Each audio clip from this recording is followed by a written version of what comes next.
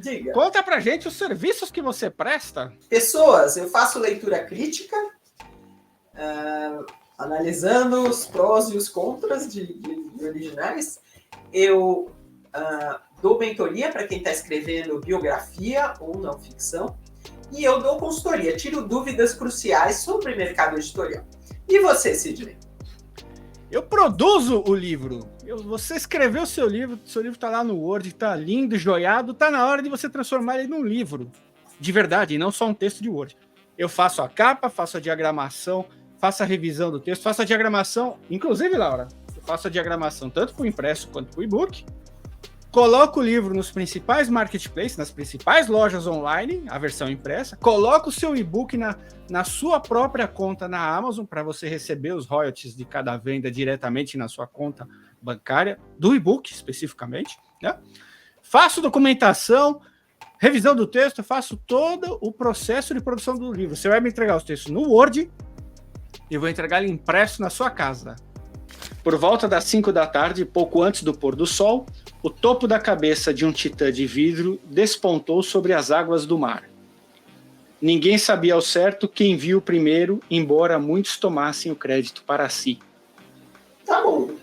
O topo da cabeça de um titã no mar, tá bom. E se você logo em seguida vier com a descrição do titã, melhor ainda, né? Que a gente não sabe qual é a cara do titã despontando no mar. Então, mas tá bom. Tá bom, essa é uma cena inesperada, né? Não é fulano levantou e tomou café, então tá bom. E a Simone Pessoa, que é membro do canal, pode se abrir com uma frase chocante que faça sentido e depois se comece a narrar a história propriamente dita? Pode sim. Muita gente faz isso. Contanto que a frase tem a ver com a história, lógico, mas pode sim. Pode ser uma declaração louca, pode ser alguém dizendo um negócio esquisito, pode sim. Aliás, procure essa frase impactante. Excelente. Comece a pensar desse jeito, tá, gente? Pense estrategicamente. Veja, o leitor ainda não está fisgado. Então, você precisa pensar em algo que atrai a atenção do leitor. Convide o leitor, né, umas migalhinhas, para continuar a ler. Então, que fique curioso, que fique interessado, que ache a ideia peculiar, que acha a imagem chocante e queira continuar. Então, sim, pode. Bom, temos aqui a Cláudia Salata, caçador de pipas do Khaled Hosseini. Eu me tornei o que sou hoje aos 12 anos, em um dia nublado e gélido do inverno de 1975. Aí a gente não tem descrito o que é, mas tem uma promessa. E veja, fazer promessas no início pode ser muito interessante. A gente sabe, aconteceu alguma coisa dramática na vida dessa pessoa quando ele tinha 12 anos. E essa história vai contar o que foi. Então, uma promessa pode ser um começo interessante.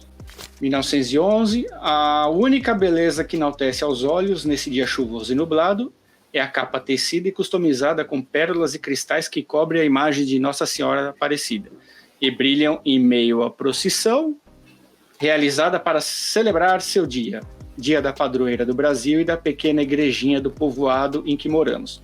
Acreditar em uma força maior entre o céu e a terra capaz de fazer-nos esquecer por alguns momentos dos desafios de uma vida sofrida e miserável em meio ao sertão distante. E o resto eu perdi. Agora não tem mais nada aqui, né?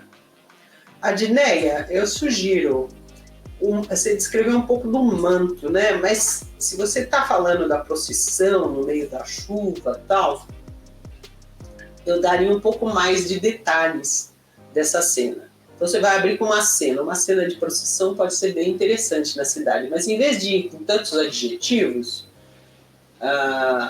pequena igrejinha tá repetitivo, por exemplo. Escreveria a igreja pintada de branco, a igreja branca no alto do morro, ou seja, dá um pouquinho mais de situação para a pessoa conseguir visualizar isso. A única coisa que você permite que leitores visualizem é o manto de pérolas e cristais que cobre a imagem de Nossa Senhora.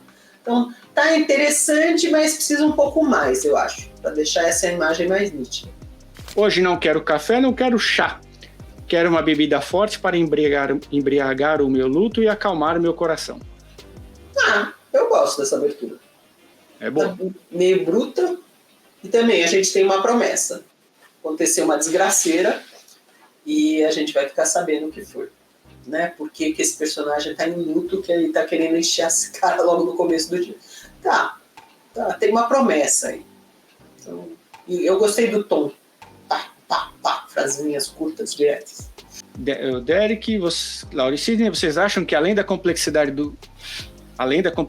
o ritmo também interfere no início do livro? Sim, você tem que ser bem cuidadoso para ser, como eu estava dizendo, fácil de ler, fluido e combinando com o resto da história. Então, se você escreve uma história toda cheia de frases longas, tal, tudo bem, você abrir com uma longa. Mas se você, veja, como o exemplo agora que o Sidney leu, frases curtas, às vezes com repetição do som, que nem o Lolita, né? Podem ser mais interessantes, impactar no ouvido também. Então é legal você prestar atenção nisso. Se você puder fazer uma frase mais curta, melhor do que uma frase quilométrica. Se você puder se preocupar com o som, né? Fazer um jogo interessante de som, bom.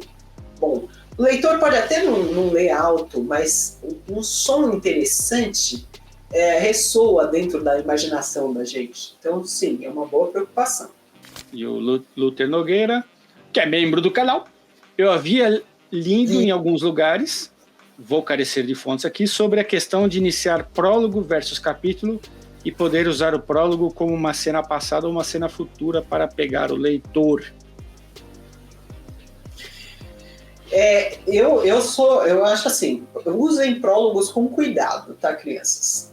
Você pode usar, é uma tática, uma cena que justamente no futuro do personagem ou no passado do personagem, porém, essa cena ela precisa ter um extremo significado para a história. E ela precisa assim, ser muito nítida, muito impactante, e ela precisa se conectar à história.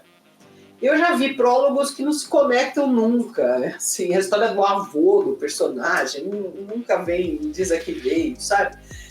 Você tem que tomar bastante cuidado. Você não vai pôr um prólogo só por nada, mas sim, ele tem que ser uma parte integrante da história, muito interessante.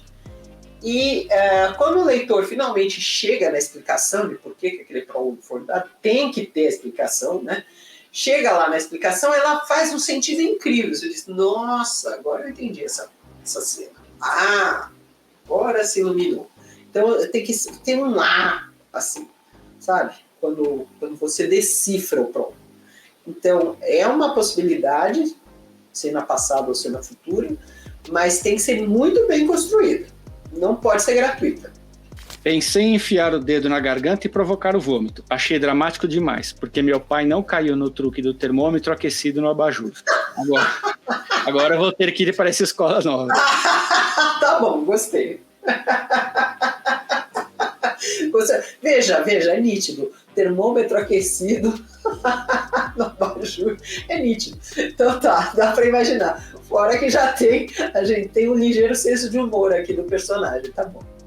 Gostei. E o Marcos Oliver, Emma. Quem são vocês, malditos? Que tipo de monstros disfarçados de humanos são capazes de ser tão desgraçados assim, tirando a vida de pessoas inocentes? Pior ainda, indefesas crianças? Ok, abre com uma fala, né? Então uma fala um pouquinho difícil de ler, né? Disfarçados de humanos... que tipo de monstros disfarçados de humanos, olha que é um pouquinho difícil de ler, são capazes de ser tão desgraçados assim. Veja, é um pouquinho difícil, mas ainda assim é dramático. Então tá, tem um começo dramático aqui, de novo tem uma promessa, né? Alguma personagem que está escandalizada com alguém que matou crianças, né? Então, tudo bem, a gente tem uma promessa, mas eu acho que a frase está um pouco truncadinha.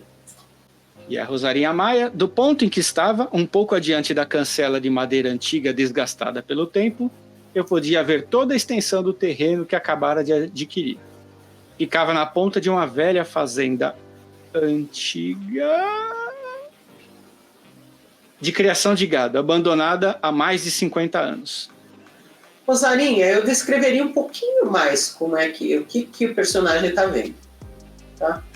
Se está verde, se não está, se tem vegetação, quer dizer, dá um pouquinho mais da cena aí.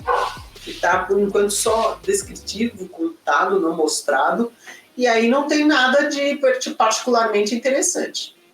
Né? Precisa dar, de repente, essa mistura de estar abandonada, precisa dar um pouco mais, não está uma abertura assim super instigante. E a Maga de Moraes... finalmente a frase inteira, vamos lá. 30 dias antes da minha morte, peguei a estrada. Achei que o destino seria o fim, até tropeçar em uma cidadezinha chamada Santa Felicidade. De gente nada santa, muito menos feliz. Tá, é interessante. E tem a promessa, né? Vou morrer daqui a 30 dias. Então essa história tem 30 dias para se desenrolar. Tá bom, tá boa a promessa. Gostei. Olha, a Juscelia Almeida, livro da minha filha de 11 anos. Certa noite escura como um breu, estava lá Senka assistindo tudo e se identificando com o escuro. Então tá, se identificando com o escuro é interessante, mas eu acho que faltou mais um pouquinho, né? Dar uma mais explicadinha de onde ela tá, como assim. Mas esse se identificando com o escuro tá interessante.